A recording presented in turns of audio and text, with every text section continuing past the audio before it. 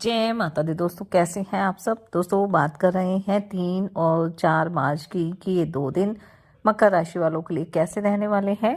इन 2 दिनों में मकर राशि वालों को क्या खुशखबरी सुनने को मिल सकती है, किन बातों में इन्हें सावधानी रखनी चाहिए।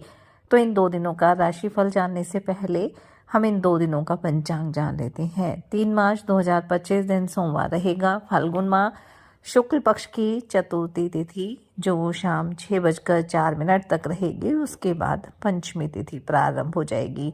शुक्ल योग रहेगा जो 8:56 तक रहेगा। उसके बाद ब्रह्म योग प्रारंभ हो जाएगा। अश्वनी नक्षत्र रहेगा। चंद्रमा मेष राशि में।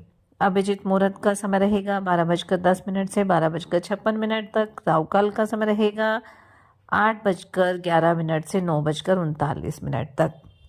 अब बात करते हैं 4 मार्च की। 4 मार्च 2025 दिन मंगलवार रहेगा, फाल्गुन माह शुक्ल पक्ष की पंचमी तिथि जो 3:19 तक रहेगी। उसके बाद षष्ठी तिथि प्रारंभ हो जाएगी। ऐंद्र योग रहेगा, भरणी नक्षत्र रहेगा। चंद्रमा मेष राशि में। अभिजित मुहूर्त का समय रहेगा 12:09 से 12:56 तक। राहु काल का समय रहेगा दोपहर 3:27 से 4:55 तक। 3 मार्च 2025 को फाल्गुन माह का चतुर्थी तिथि का व्रत रहेगा जिसे विनायक चतुर्थी के नाम से जाना जाता है। और इस दिन भगवान गणेश की पूजा अर्चना करने का विधान है। और ऐसा कहा जाता है कि इस दिन भगवान गणेश की पूजा अर्चना करने से हमारे जीवन के सभी प्रकार के कष्टों से हमें मुक्ति मिल जाती है और हमारी सभी मनोकामना भी पूरी होती है। और इस बार ये जो व्रत है बेहद शुभ संयोग में आ रहा है क्योंकि इस दिन शुक्ल और ब्रह्म योग का संयोग भी बन रहा है, जिसकी वजह से इस दिन का और भी महत्व बढ़ गया है। तो इस दिन आप पूरे विधि विधान के साथ गणेश भगवान की पूजा अर्चना करें। गणेश भगवान को दुर्वा, फल, फूल, लड्डू और मोदक का आप भोग लगाएं। इसके साथ ही साथ इस दिन आप गणेश जी के स्तोत्र का पाठ भी करें क्योंकि भगवान गणेश के स्तोत्र का पाठ करने से आर्थिक समस्याएं दूर होती हैं, मन शांत होता है और कारोबार में भी वृद्धि देखने को मिलती है। गणेश भगवान को आप दुर्वा अवश्य अर्पित करें क्योंकि दुर्वा उन्हें अति प्रिय होती है। रात्रि के समय चंद्रमा को अर्घ देकर ही आप अपने व्रत का पालन करें और गणेश भगवान से सुख समृद्धि की कामना करें। ओम गण गणपते नमः मंत्र का जाप आप अवश्य करें। गणेश भगवान आपके सभी कार्यों को पूरा करेंगे और आपके जीवन में सुख शांति भी बनी रहेगी। तो चलिए बात कर लेते हैं ये 2 दिन मकर राशि वालों के लिए कैसे रहेंगे। ये 2 दिन मकर राशि वालों के लिए लाभकारी रहेंगे। इन 2 दिनों में आपके सभी रुके हुए कार्य पूरे होंगे और जिससे आपका मन भी प्रसन्न रहेगा और आप खुद को काफ़ी प्रसन्न भी महसूस करेंगे। धर्म कर्म के कार्य में काफ़ी रुचि रहेगी। धार्मिक कार्यों में आप बढ़ चढ़ कर हिस्सा भी लेने वाले हैं।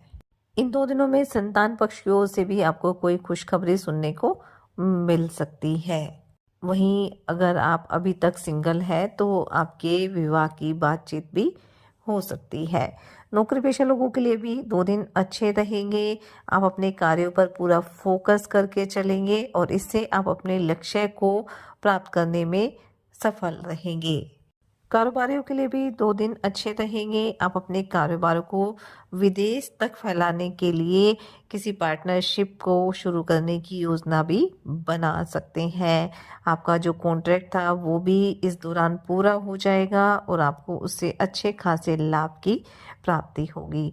आप अपने घर में साफ सफाई पर पूरा ध्यान देंगे। अपने घर की साज सज्जा के लिए कुछ धन भी खर्च कर सकते हैं।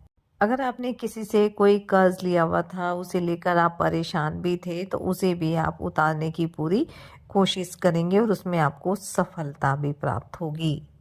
पारिवारिक जीवन की अगर बात की जाए तो घर परिवार के सदस्यों के साथ आपके रिश्ते काफ़ी अच्छे बने रहेंगे, लेकिन जीवन साथी के साथ किसी छोटी सी बात को लेकर नोक-झोंक हो सकती है। इसलिए आपको अपने जीवन साथी के साथ सामंजस्य बनाकर चलना होगा और उसकी भावनाओं की कदर करनी होगी। घर परिवार के सदस्यों की तरफ से आपको कोई उपहार भी मिल सकता है। वहीं प्रेम संबंधों के लिए भी 2 दिन अच्छे रहेंगे। आपके रिश्तों में मजबूती रहेगी। इन 2 दिनों में हालांकि काम काज का दबाव अधिक रहेगा और इसी वजह से आप थोड़ा थकान का अनुभव कर सकते हैं। थोड़ा मन आपका बेचैन हो सकता है, इसलिए काम के साथ साथ आपको खुद का ध्यान भी रखना है और योग, ध्यान, मेडिटेशन करना है ताकि आपका मन शांत रहे। अगर आप राजनीति से जुड़े हुए हैं तो आपको अच्छा खासा जन समर्थन प्राप्त होगा। आपके मन में प्रेम और सहयोग की भावना रहेगी। माता पिता का आशीर्वाद भी आपके ऊपर बना रहेगा और उनके आशीर्वाद से आपका कोई रुका हुआ कार्य भी पूरा हो सकता है। विद्यार्थियों के लिए भी 2 दिन अच्छे रहेंगे। आप अपनी पढ़ाई पर पूरा ध्यान देंगे और अगर कोई एग्ज़ाम दिया था तो उसका रिज़ल्ट भी आपके लिए काफ़ी शानदार रहने वाला है। अगर घर परिवार में छोटे भाई बहनों के विवाह में किसी तरह की बाधा आ रही थी तो वह भी दूर हो जाएगी और आपको अपने परिजनों से कोई खुशखबरी भी सुनने को मिल सकती है। कोई कानूनी मामला लंबे समय से आपको परेशान कर रहा था तो उसमें भी आपको सफलता प्राप्त होगी।